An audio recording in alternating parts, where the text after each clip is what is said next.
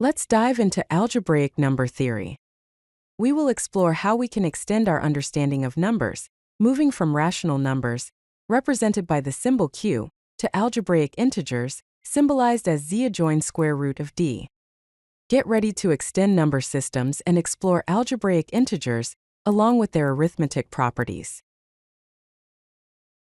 Why do we even bother extending number systems? Well, consider the simple equation x squared equals 2. Now, this equation has no solution within the set of rational numbers, denoted by the symbol q. That is because the solution involves the square root of 2. To find a solution, we need to extend our number system to include numbers like plus or minus the square root of 2. This extension leads us to a new field, q adjoin the square root of 2, denoted as q with the square root of 2 in parenthesis, which now accommodates the solutions to our equation. Let's define field extensions. A field K is called an extension of another field F, if F is a subset of K. In simpler terms, field K contains field F. For example, the field of rational numbers Q is a subset of the field Q adjoin square root of 2, which in turn is a subset of the field of complex numbers C. Now let's discuss algebraic numbers. A number alpha, represented by the symbol alpha, is said to be algebraic over the field of rational numbers, Q, if it satisfies a polynomial equation with rational coefficients. In other words, it's a root of a polynomial equation where the coefficients are rational numbers. For instance, the square root of 2 is algebraic because it satisfies the equation x squared minus 2 equals 0. Similarly, the cube root of 5 is algebraic as it satisfies x cubed minus 5 equals 0, and the imaginary unit I is algebraic since it satisfies x squared plus 1 equals 0. An algebraic number alpha, denoted by the symbol alpha, is called an algebraic integer if it satisfies a monic polynomial equation with integer coefficients. Now, what exactly is a monic polynomial?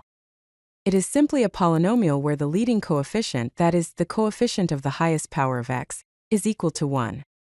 So, an algebraic integer must be a root of a polynomial that looks like this x to the power of n, plus a sub 1 times x to the power of n minus 1, plus so on, up to a sub n equals 0 where all the coefficients a sub I are integers. This is a key property of algebraic integers. Let's look at examples to clarify algebraic integers. The square root of 2 is an algebraic integer since it satisfies the equation x squared minus 2 equals 0, which is a monic polynomial with integer coefficients. Similarly, 1 plus the square root of 5 is also an algebraic integer, because it satisfies x squared minus 2x minus 4 equals 0. However, 1 divided by 2 is not an algebraic integer, as it satisfies the equation 2x minus 1 equals 0, and here the leading coefficient is 2, not 1. Likewise, the square root of 2 divided by 3 is not an algebraic integer, because it satisfies 9x squared minus 2 equals 0, and here the leading coefficient is 9, not 1. The set of all algebraic integers within a field forms a ring. What is a ring? It is an algebraic structure with addition and multiplication operations that satisfy certain properties. This ring is denoted as O sub k, which represents the set of all alpha belonging to k, such that alpha is an algebraic integer. An example of this is O sub q adjoin square root of d, which equals z adjoin square root of d, or z adjoin 1 plus square root of d by 2, depending on the specific value of d. Let's explore arithmetic operations within algebraic integers. If we take two algebraic integers like 1 plus square root of 2, and add it to 3 plus 2 times the square root of 2, we get 4 plus 3 times the square root of 2, which is also an algebraic integer. This means that the set of algebraic integers is closed under addition. Similarly, if we multiply 1 plus square root of 2 by 3 plus 2 times the square root of 2, we obtain 7 plus 5 times the square root of 2, which is again an algebraic integer. Therefore, algebraic integers are closed under multiplication as well.